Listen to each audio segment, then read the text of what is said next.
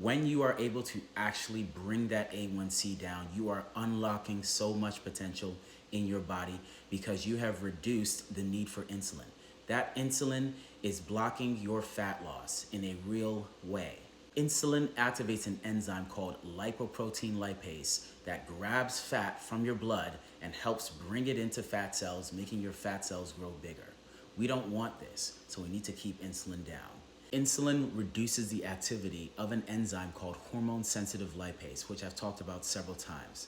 What this enzyme does is it breaks apart fat so that it can be sent into the bloodstream to be used by muscle. We want more of this to happen, so we need insulin down. Insulin also makes it hard for your body to use fat, especially in your muscles.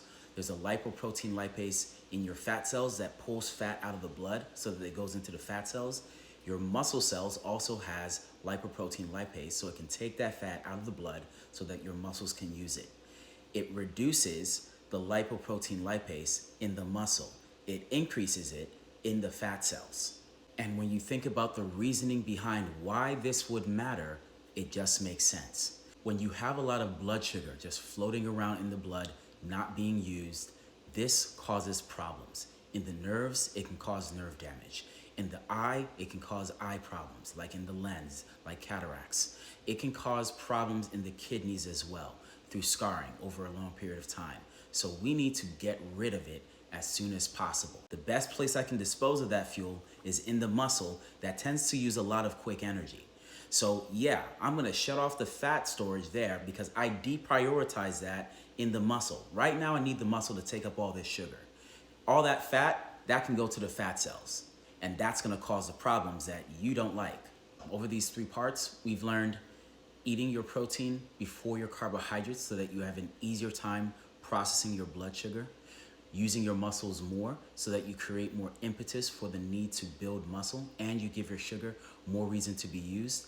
And number 3, eating your protein either 1 hour before or 1 or 2 hours after your workout, not as an end-all be-all black and white rule, but as a way to maximize your muscle building potential by giving your body the protein while it has the signals at its highest for growth.